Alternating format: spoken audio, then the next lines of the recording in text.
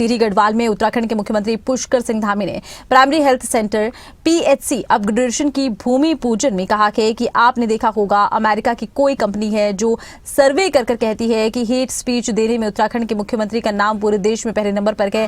मैं तो किसी से नफरत करता ही नहीं, मैं तो हेट स्पीच क्यों दूंगा। हमारे राज्य में सब भाईचारे से रहते हैं, लेकिन यहाँ की संस्कृति से खिलवाड़ करने वालों के लिए कोई स्थान नहीं है। इसी संकल्प के साथ हमने धर्मांतरण दंगा विरोधी कानून लागू किया है। वहीं इस दौरान सीएम धामी अपने पुराने दिनों को भी याद करते हुए नजर आए। बुके भेंट कर स्वागत और अभिनंदन करेंगे। देने के लिए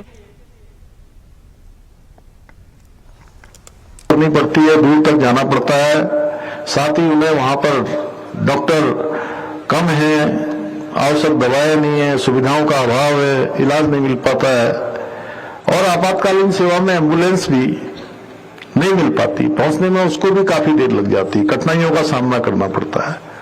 और इन्हीं समस्याओं को ध्यान में रखते हुए हमने पिलखी स्वास्थ्य केंद्र को सामुदायिक स्वास्थ्य केंद्र में उच्चीकृत करने के साथ ही भिलंगना ब्लॉक के गगी गांव में एक उप स्वास्थ्य केंद्र खोलने का निर्माण करने की भी घोषणा की है। मुझे प्रसन्नता है कि आज हम घनसाली भिलंगना क्षेत्र में लगभग 41 करोड़ रुपए की विभिन्न परियोजनाएं, जिसमें 8 परियोजनाएं हैं, उनका आज यहाँ पर हमने लोकार्पण शिलान्यास भी किया है हमारे पंडित जी ने।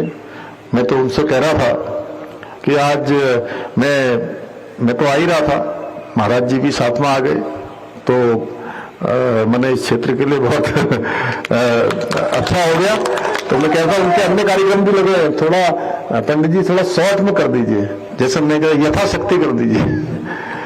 तो पंडित जी ने बहुत विधि विधान से जो है यहाँ पर इन योजनाओं का शिलान्यास करवा दिया और अच्छा भी है।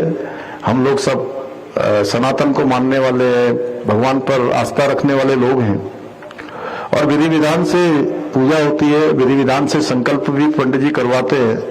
और मेरा तो हमेशा ही संकल्प रहता है कि जो भी योजना शुरू हो गई है, जिसका शिलान्यास हो गया है, वो योजना रुकनी नहीं चाहिए, वो योजना पूरी होनी चाहिए भाइयों बहनों।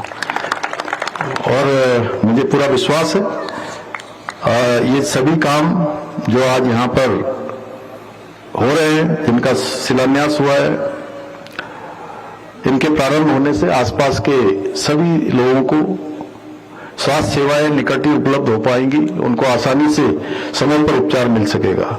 भाइयों बहनों, हम सभी जानते हैं हमारा पूरा क्षेत्र, पूरा प्रदेश बहुत ही विषम भौगोलिक परिस्थितियों का है, दुर्गम पहाड़ियों का है और इसकी भौगोलिक परिस्थितियों के कारण से हमने लंबे समय तक संसाधनों की कमी देखी है, उपेक्षा देखी है और लंबे समय तक यहाँ पर उपेक्षाएं रही हैं। यहाँ का जो बुनियादी सुविधाएं है उनका अभाव रहा है, चाहे वो सड़क हो, स्वास्थ्य हो, बिजली हो, शिक्षा हो, संचार हो, इसके लिए लंबा संघर्ष यहाँ करना पड़ा है।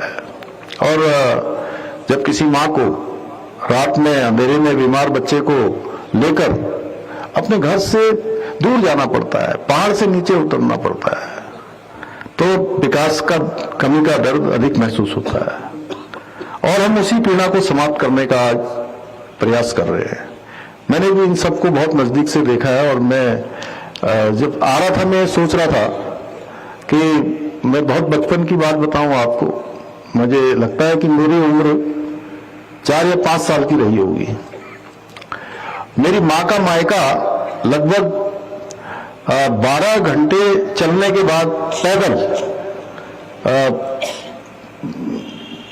अपने मायके पहुंचती थी। मेरे मामा के घर, मेरे नाना के यहाँ, और मैं 4 या 5 साल का होऊंगा तो मैं भी माँ के पीछे पीछे पीछे पीछे जा रहा था।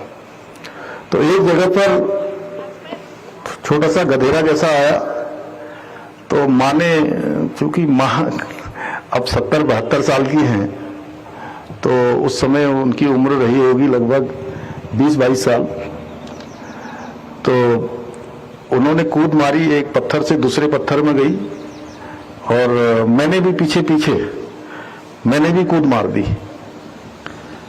और मेरे बाल भी थे बड़े से, तो उस समय हमारे यहाँ जो बाल भी जो है काफी दिनों में कटते थे, वो उसके लिए भी एक संस्कार होता था बड़ा, तो मैंने जैसे कूद मारी तो माँ तो आगे निकल गई और मैं पत्थर में गिर गया। मेरा सर जो है बिल्कुल पत्थर में लग गया और बिल्कुल वो खून निकलने लगा मेरे सर से, और मैं थोड़ा रोया होऊंगा, जो भी हुआ होगा, लेकिन पता नहीं वहीं पर एक देवी का थान था, शिव जी का मंदिर था।